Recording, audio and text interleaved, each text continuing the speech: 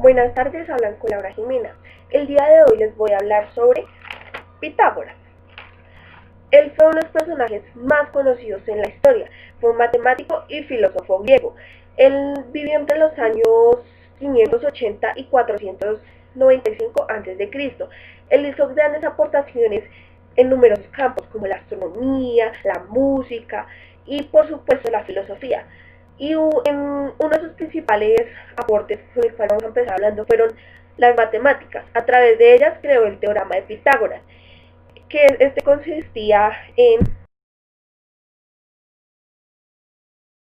consiste en un triángulo rectángulo. Tenemos la hipotenusa, que es el lado más largo. Tenemos el cateto y el otro cateto. Estos en el teorema de Pitágoras se elevan, es decir, hipotenusa al cuadrado, cateto al cuadrado y el otro cateto al cuadrado. Se sumaban sus lados y se sacaba raíz cuadrada para así elaborar el teorema de Pitágoras. Este se fundó en la escuela pitagórica, que fue hecha o fundada por Pitágoras. Bueno, la filosofía de Pitágoras se desarrolla en un doble vertiente.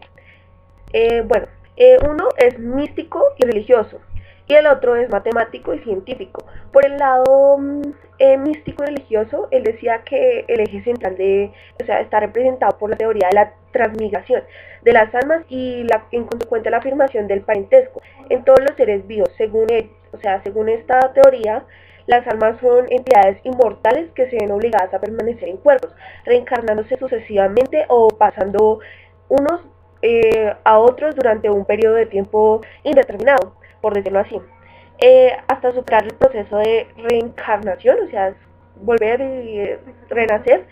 Bueno, y gracias a la purificación, también conocida como catarsis, que culmina en el regreso a la alma, a su lugar, el da de origen, y para ello es necesario observar numerosas reglas de purificación. Bueno, entonces cambiando de tema o para la otra teoría sería respecto a lo matemático científico. Pitágoras afirmaba que los números eran el eje central de todas las cosas.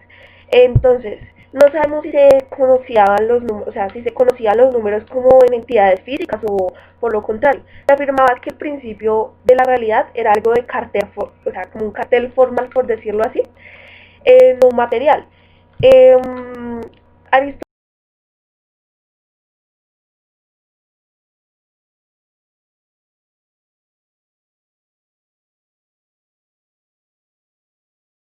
Bueno, ahora hablando un poquito más de la vida personal de Pitágoras, su padre era un mercader originario de la ciudad de Tiro y su madre era una lugareña llamada Pitáis. No existe como una fecha concreta que afirme cuándo nació Pitágoras, ni una información que nos dé certeramente en qué día fue o cómo fue. Eh, bueno, también Pitágoras vivió los primeros años de su vida en Samos. Él acompañó a su padre en muchos viajes. Él obviamente siempre iba instruido con un fin de aprender o conocer nuevas cosas. Él aprendió a tocar la lira, a escribir poesía, a redactar a Homero. Ahora voy a hablar algunos datos curiosos de Pitágoras que seguro no conocían. Pitágoras era vegetariano. Él para los animales eran muy sagrados. Otra cosa fue que en la escuela que él fundó llegó a tener más o menos unos 300 miembros, pero ellos eran o sea, muy secretistas, porque para ellos los números eran como una cosa tan sagrada que incluso llegaban a idolatrar los números, eran como algo súper emocionante para ellos, como por decirlo así, su Dios. Bueno, después eh, dicen que también hubo que un tiempo donde Pitágoras estuvo en Samos y ganó una clase de boxeo en los antiguos Juegos Olímpicos. Pero, o sea, esa teoría es como más falsa, fue como un doble de él que decía ser Pitágoras, pero aún así no fue él. Entonces es como algo más no tan verdadero. Fue más como para ganar fama, por decirlo así. Bueno, dicen que Pitágoras le tenía mucha fobia a las habas, que porque cuando o sea, él recordaba las partes íntimas femeninas de una mujer a las puertas del inframundo, o sea, eso lo hacía sentir así como las puertas del inframundo, las habas.